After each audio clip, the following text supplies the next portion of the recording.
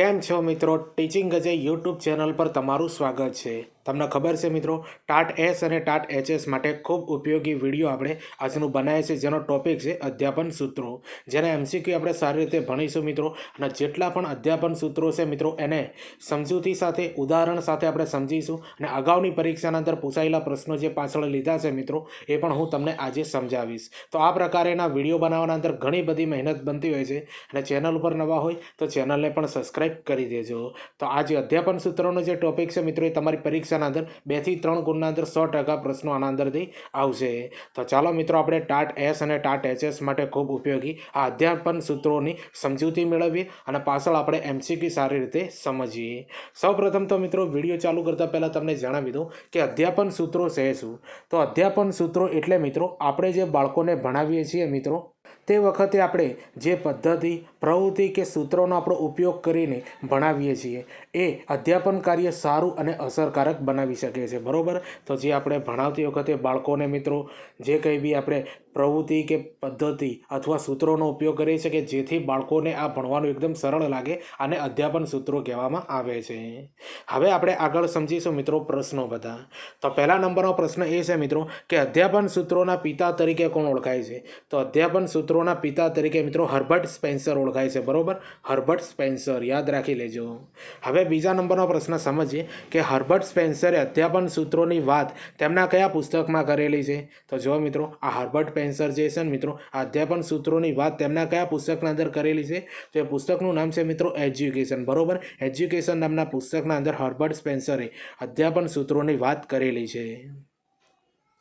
હવે ત્રીજા નંબરનો પ્રશ્ન છે મિત્રો, ખૂબ ઇમ્પોર્ટન્ટ છે મિત્રો. આના અંદર ઘણા બધા વિદ્યાર્થીઓને કન્ફ્યુઝન થતું હોય છે. તો અધ્યાપન સૂત્રોને સ્પષ્ટ કરી વ્યાપક કોણે બનાવ્યા? બરોબર? જો અધ્યાપન સૂત્રોના પિતા પણ અલગ છે મિત્રો, એ હર્બર્ટ સ્પેન્સર છે. બરોબર? પણ અધ્યાપન સૂત્રોને સ્પષ્ટ કરી વ્યાપક કોણે બનાવ્યા છે? તો ડૉક્ટર વેલ્ટે. યાદ રાખજો મિત્રો, ડૉક્ટર વેલ્ટ જે છે મિત્રો, એમણે અધ્યાપન સૂત્રોને સ્પષ્ટ કરી વ્યાપક બનાવ્યા છે. ડૉક્ટર વેલ્ટ, યાદ રાખી લેજો નામ. અને આ જે બે પ્રશ્નો છે ને, એના અંદર કન્ફ્યુઝન ઘણા બધા વિદ્યાર્થીઓને થતું હોય છે.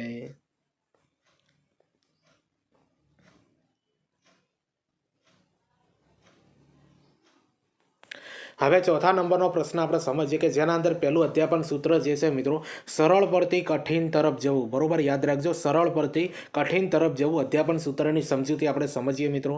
તો સરળ પરથી કઠિન તરફ જવું એટલે શું મિત્રો? તે વિદ્યાર્થીઓને પ્રથમ સરળ બાબત શીખવવાની હોય છે, ત્યાર પછી તેને ક્રમશઃ કઠિન બાબત શીખવવા પ્રયત્ન કરીએ છીએ. બરોબર? યાદ રાખજો મિત્રો, આને સરળ પરથી કઠિન કહેવાય છે. આ સૂત્રથી આનંદ, ઉત્સાહ અને તત્પરતા જળવાઈ રહે. આના અંદરથી મિત્રો આવો પ્રશ્ન પૂછાઈ શકે છે કે કયા અધ્યાપન સૂત્રથી આનંદ, ઉત્સાહ અને તત્પરતા જળવાઈ રહે છે?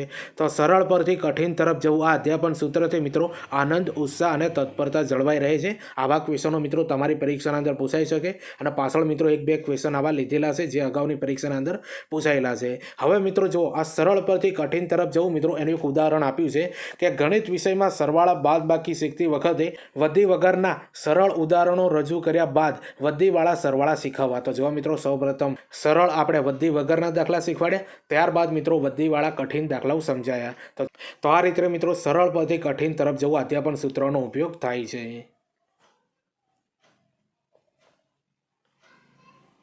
હવે 5મા નંબરનો પ્રશ્ન સમજીએ કે સાદા પરથી સંકુલ તરફ જવું, અધ્યાપન સૂત્રની સમજૂતી આપો. તો નીચે સમજૂતી આપી છે મિત્રો કે આ સૂત્ર મનોવૈજ્ઞાનિક સિદ્ધાંતો પર આધારિત છે.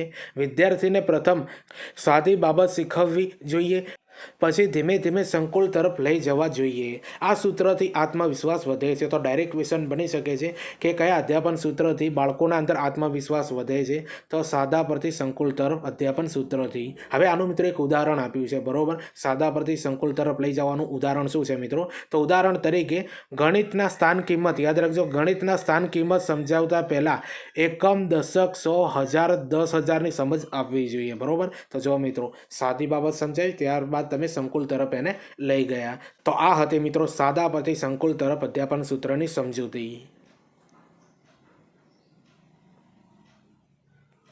હવે 6 નંબરનો પ્રશ્ન આપણે સમજીએ કે જ્ઞાત પરથી અજ્ઞાત તરફ અધ્યાપન સૂત્રની સમજૂતી આપો. તો નીચે સમજૂતી આપી છે મિત્રો કે વિદ્યાર્થી જે જાણતો હોય તેને આધાર લઈને નવા જ્ઞાનની રજૂઆત કરવાથી અધ્યાપન કાર્ય સરળ અને સફળતાપૂર્વક થઈ શકે છે. બરોબર, યાદ રાખજો, વિદ્યાર્થી જે જાણતો હોય તેને આધાર લઈને નવા જ્ઞાનની રજૂઆત કરવાથી અધ્યાપન કાર્ય સરળ અને સફળતાપૂર્વક થઈ શકે છે. અને ખૂબ મહત્વની બાબત મિત્રો અહીંયા આપેલી છે કે આ સૂત્રને તત્પરતાના નિયમ સાથે નજીકનો સંબંધ છે. બરોબર, તો ડાયરેક્ટ ક્વેશ્ચન પૂછાઈ શકે તે કયા સૂત્રને તત્પરતાના નિયમ સાથેનો નજીકનો સંબંધ છે? તો જ્ઞાત પરથી અજ્ઞાત તરફનું જે અધ્યાપન સૂત્ર છે એનો મિત્રો સંબંધ છે તત્પરતાના નિયમ સાથે નજીકનો સંબંધ છે. બરોબર, હવે ઉદાહરણ આનું આપ્યું છે મિત્રો કે ઉદાહરણ તરીકે ગામમાં આવેલા વિવિધ સ્થળોનું ચિત્ર બતાવીને દિશાઓનો ખ્યાલ સ્પષ્ટ કરી શકાય છે. બરોબર, પહેલાં આખું ગામ બતાવી દેવાનું, ત્યારબાદ મિત્રો દિશાઓ બતાવવામાં આવે છે. બરોબર, કે ઉત્તર દિશાના ગ્રામ પંચાયત આવેલી છે, દક્ષિણના અંદર સ્કૂલ આવેલી છે. તો આ રીતે મિત્રો તમે આ અધ્યાપન સૂત્રનો ઉપયોગ કરી શકો છો. તો જુઓ મિત્રો, આજનું જે આપણું આ વિડીયો છે ને અધ્યાપન સૂત્રોનું, જે તમારી ટાટ એસ અને ટાટ એચએસના અંદર 100% પૂછાશે મિત્રો. આના અંદરથી 2 થી 4 ગુણના પ્રશ્નો. તો આ જે તમને માહિતી આપી છે મિત્રો સમજૂતી અને ઉદાહરણ સાથે, બરોબર, તો આ વિડીયો તમને કેવું લાગ્યું મિત્રો એ કોમેન્ટ કરીને જરૂરથી બતાવજો. અને ચેનલ ઉપર નવા હો તો ચેનલને પણ સબસ્ક્રાઈબ કરી દેજો મિત્રો.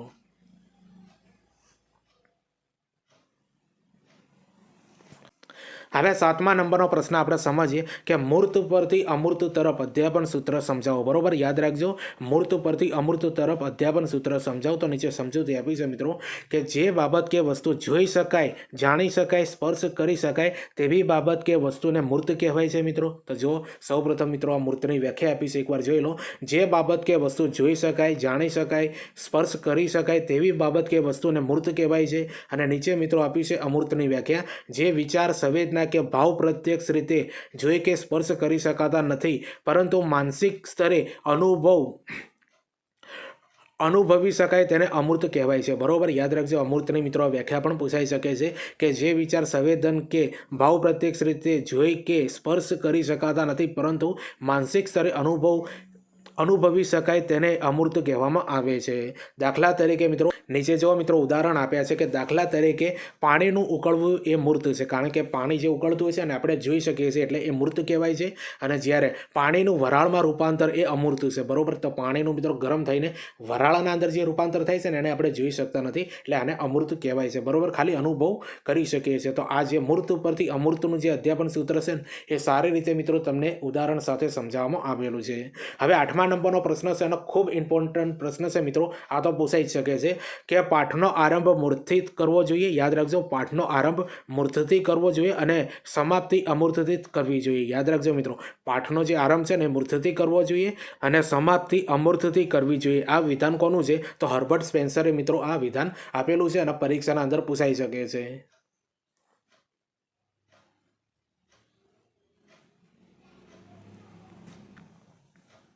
હવે 9મા નંબરનો પ્રશ્ન આપણે સમજીએ કે પૃથ્થકરણ પરથી સંયોજીકરણ. યાદ રાખજો મિત્રો, પૃથ્થકરણ પરથી સંયોજીકરણ અધ્યાપન સૂત્રની સમજૂતી આપો. નીચે સમજૂતી આપી છે કે સ્વ અધ્યયન માટે આ સૂત્ર ખૂબ જ ઉપયોગી છે. વિદ્યાર્થી પોતાની રીતે કોઈ પણ વિષયમાં પ્રયોગ કરી ઉદાહરણો તપાસીને ગુણધર્મ, સામાન્ય સત્ય, નિયમ કે સિદ્ધાંતની તારવણી કરી શકે છે. બરોબર, અને ત્યારે પૃથ્થકરણ પરથી સંયોજીકરણ સૂત્રનો ઉપયોગ થાય છે. તો એકવાર સમજી લઈએ મિત્રો ફરીથી આપણે કે સ્વ અધ્યયન માટે આ સૂત્ર ખૂબ જ ઉપયોગી છે. વિદ્યાર્થી પોતાની રીતે કોઈ પણ વિષયમાં પ્રયોગ કરી ઉદાહરણો તપાસીને ગુણધર્મ, સામાન્ય સત્ય, નિયમ કે સિદ્ધાંતની તારવણી કરે છે ત્યારે પૃથ્થકરણ પરથી સંયોજીકરણ સૂત્રનો ઉપયોગ થાય છે. હવે નીચે એક બાબત આપી છે કે અધ્યાપન સૂત્રથી નવું જ્ઞાન શોધવાનું વલણ વિકસે છે. તો જો મિત્રો ડાયરેક્ટ ક્વેશ્ચન પૂછાઈ શકે કે કયા અધ્યાપન સૂત્રથી નવું જ્ઞાન શોધવાનું વલણ વિકસે છે? તો પૃથ્થકરણ પરથી સંયોજીકરણ જે અધ્યાપન સૂત્ર છે જેના અંદરથી મિત્રો નવું જ્ઞાન શોધવાનું વલણ વિકસે છે બાળકોના અંદર. નીચે આપી છે મિત્રો પૃથ્થકરણ એટલે શું, અને પૃથ્થકરણની વ્યાખ્યા આપી છે કે છૂટું પાડવું, પૂર્ણનું અંશોમાં વિભાજન કરવું અને સંયોજીકરણ એટલે ભેગું કરવું. બરોબર, બંને શબ્દોને અહીંયા વ્યાખ્યા કરેલી છે મિત્રો. જોઈ લેજો કે પૃથ્થકરણ એટલે છૂટું પાડવું, પૂર્ણનું અંશોમાં વિભાજન કરવું અને સંયોજીકરણ અને સંયોજીકરણ એટલે ભેગું કરવું થાય છે. અહીંયા મિત્રો જો નીચે આપ્યું છે કે ગણિત વિષયમાં સરવાળા માટે લખોટી કે નાના મણકા વહેંચી પ્રશ્નોત્તરી કરી ખ્યાલ આપી શકાય છે. બરોબર, ઉદાહરણ આપ્યું છે કે ગણિત વિષયમાં સરવાળા માટે લખોટી કે નાના મણકા વહેંચી પ્રશ્નોત્તરી કરીને ખ્યાલ આપી શકાય છે. તો જો મિત્રો આ પૃથ્થકરણ પરથી સંયોજીકરણ અધ્યાપન સૂત્રની સંપૂર્ણ માહિતી અહીંયા આપેલી છે અને કેવા પ્રશ્નો આના અંદરથી નીકળે છે મિત્રો એવી પણ બાબત આના અંદર સમજાવવામાં આવેલી છે. તો આ બધા જે અધ્યાપન સૂત્રોની જે સમજૂતી છે મિત્રો, આ વિડીયો તમને કેવું લાગ્યું એ કોમેન્ટ કરીને જરૂરથી બતાવજો. અને ખરેખર મિત્રો તમને આ વિડીયો ગમ્યો હોય તો તમારા મિત્રોને આની લિંક શેર કરી દેજો અને ચેનલ ઉપર નવા હો તો ચેનલને પણ સબસ્ક્રાઈબ કરી દેજો. હવે તમારા માટે મિત્રો મહત્વની બાબત એ છે, તમને ખબર છે મિત્રો કે ટીચિંગ અજય કરીને ટેલિગ્રામ અને ઇન્સ્ટાગ્રામ બંનેના અંદર એકાઉન્ટ અને પેજ બનાવવામાં આવેલું છે. તમને ખબર છે મિત્રો કે ટાટ એસ ને ટાટ એચએસને લગતા ઘણા બધા આપણે વિડીયો બનાવ્યા છે. એ બધા વિડીયોની લિંક આપણે ટેલિગ્રામના અંદર મૂકી દઈએ છીએ કે જેથી કરીને તમારે યુટ્યુબ ઉપર સર્ચ ન કરવું પડે.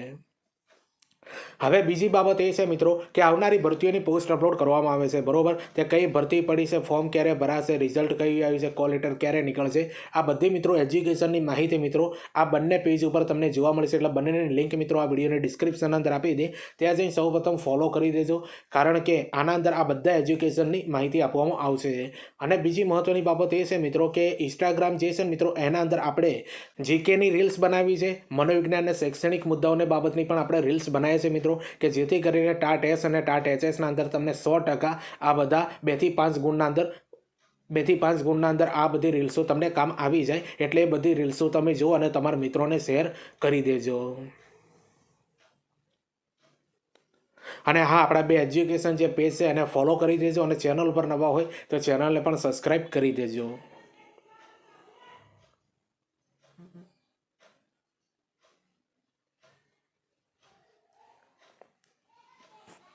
હવે 10મા નંબરનો પ્રશ્ન સમજીએ કે આગમન પરથી નિગમન તરફ અધ્યાપન સૂત્રની સમજૂતી આપો.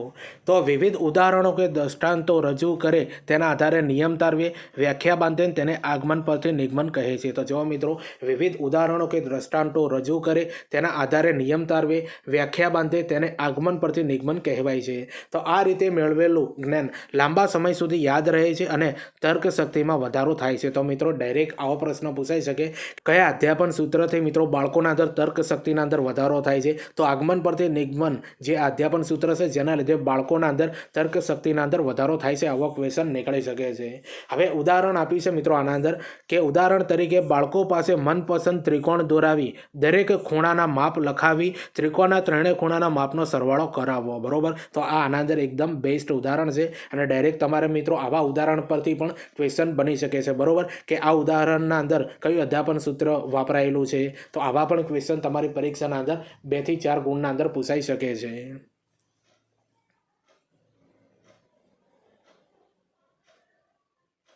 હવે 11મા નંબરનો પ્રશ્ન આપણે સમજીએ કે પૂર્ણથી ખંડ તરફ અધ્યાપન સૂત્ર સમજાવો. બરોબર, પૂર્ણથી ખંડ તરફ. તો આના અંદર છે મિત્રો મનોવૈજ્ઞાનિક દ્રષ્ટિએ આ સૂત્રનું મહત્વ સમજાવવા યોગ્ય છે. બરોબર, યાદ રાખજો, મનોવૈજ્ઞાનિક દ્રષ્ટિએ આ સૂત્રનું મહત્વ સમજાવવા યોગ્ય છે. આ સૂત્ર ગેસ્ટાલ્ટના સમષ્ટિવાદના સિદ્ધાંતો પર આધારિત છે. આનો પણ મિત્રો આવો એક ક્વેશ્ચન બની શકે છે જે નીચે લીધો જે નીચે મિત્રો આવી ગયો છે, હું તમને સમજાવીશ. બરોબર, તો જો સૌપ્રથમ મનોવૈજ્ઞાનિક દ્રષ્ટિએ આ સૂત્રનું મહત્વ સમજાવવા યોગ્ય છે અને આ સૂત્ર ગેસ્ટાલ્ટના સમષ્ટિવાદના સિદ્ધાંતો પર આધારિત છે. તો કોઈ પણ વસ્તુનું પ્રથમ સમગ્ર સ્વરૂપને જુએ છે, પછી જ વ્યક્તિની દ્રષ્ટિ તેના જુદા જુદા ભાગો પર જાય છે. આ રીતે જ્ઞાન પ્રાપ્ત કરવાથી વિદ્યાર્થીઓમાં સમગ્રમાંથી પેટા મુદ્દાઓની તારવણી કરતા શીખે છે. અને ઉદાહરણ એક મસ્ત આપી છે મિત્રો અહીંયા કે ઉદાહરણ તરીકે બાળકોને રાષ્ટ્રધ્વજ બતાવ્યા પછી તેના વિવિધ રંગો ચક્રોનો ખ્યાલ આપવામાં આવે છે. તો જો મિત્રો આ પૂર્ણથી ખંડ તરફ જે અધ્યાપન સૂત્ર છે એનો ઉપયોગ આ રીતે થાય છે.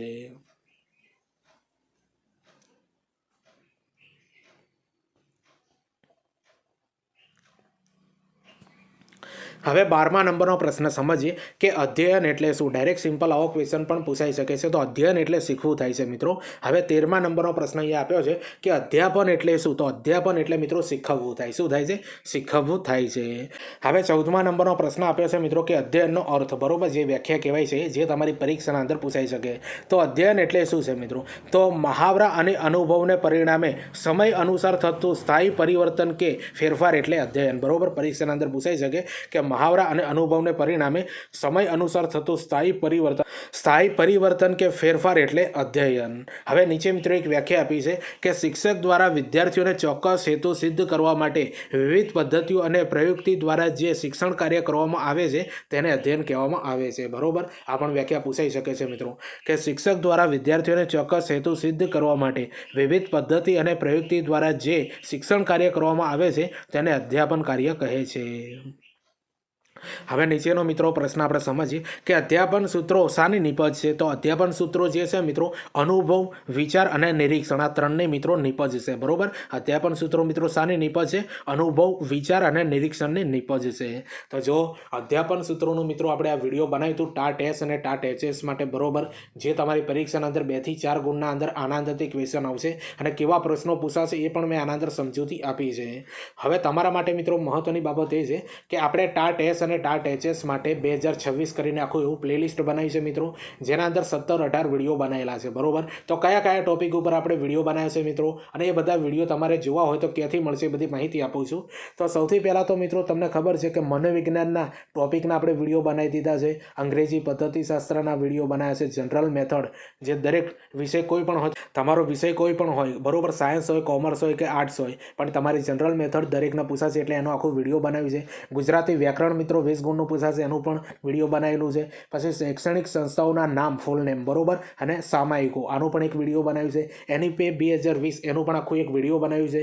આરટી એક્ટ 2009 આનું પણ એક મસ્ત વિડીયો બનાવ્યું છે મિત્રો. સરળ રીતે મિત્રો સારી કલમો સમજાવી છે કે જે મિત્રો આ એનઈપી અને જે આરટી એક્ટ 2009 છે ને એના અંદરથી 2-3 ક્વેશ્ચન નીકળશે મિત્રો. બરોબર, એટલે બંને વિડીયો જોઈ લેજો. ભારતના શિક્ષણ પંચોના અંદરથી પણ 2 માર્ક્સના ક્વેશ્ચન પૂછાશે, માઇક્રો ટીચિંગમાંથી પણ 1-2 માર્ક્સના અંદર ક્વેશ્ચન છે, અને જીકે, બરોબર, જે 20 ગુણનું તમારી પરીક્ષાના અંદર પૂછાશે. તો આ બધા વિડીયો આપણે બનાવ્યા છે અને આ બધા વિડીયો મિત્રો તમને પ્લેલિસ્ટના અંદર મળશે. પ્લેલિસ્ટનું નામ છે ટાટ એસ અને ટાટ એચએસ 2026. બરોબર, જે તમને ચેનલ પર પણ જોવા મળશે અથવા આ વિડીયોની ડિસ્ક્રિપ્શન અંદર આખું પ્લેલિસ્ટ આપી હતી, ત્યાંથી તમે જોજો, તમારા મિત્રોને શેર કરજો. અથવા તમારે આખું પ્લેલિસ્ટ મિત્રો સરળતાથી જોવું હોય તો ટેલિગ્રામની મિત્રો લિંક આના અંદર આપી છે. ટેલિગ્રામના અંદર આપણે આખું પ્લેલિસ્ટ મૂકી દઈશું. બરોબર, જ્યાંથી તમે બધા વિડીયો જોઈ શકો છો, અને તમારા મિત્રોને પણ શેર કરી દેજો. ચેનલ ઉપર નવા હો તો ચેનલને પણ સબસ્ક્રાઇબ કરી દેજો.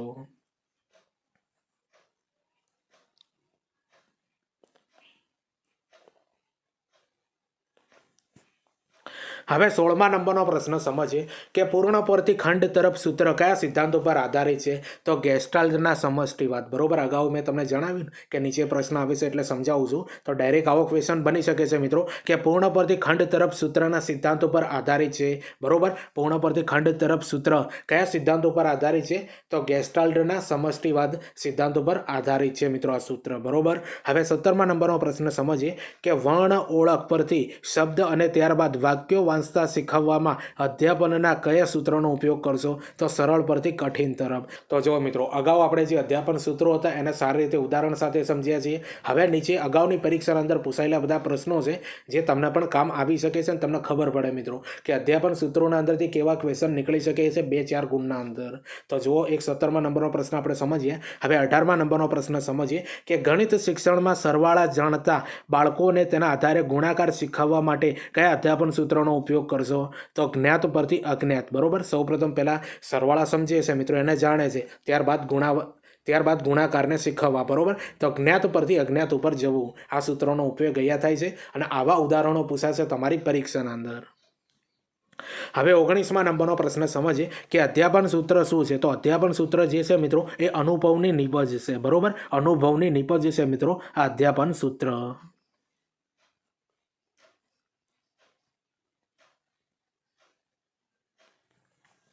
હવે 20મા નંબરનો પ્રશ્ન સમજીએ કે અધ્યાપનની પ્રક્રિયા તત્પરતા વધારવા કયું અધ્યયન સૂત્ર છે. તો જો મિત્રો અધ્યાપનની પ્રક્રિયામાં તત્પરતા વધારવા કયું અધ્યાપન સૂત્ર છે. તો જ્ઞાત પરથી અજ્ઞાત તરફ. બરોબર, જે અગાઉ મેં તમને સમજાવી દીધું અને આવા ક્વેશ્ચન પૂછાશે તમારી પરીક્ષામાં. હવે 21મા નંબરનો પ્રશ્ન સમજીએ કે વિદ્યાર્થીઓમાં તર્ક શક્તિનો કૌશલ્ય કયા અધ્યાપન સૂત્રના ઉપયોગથી વિકસે છે.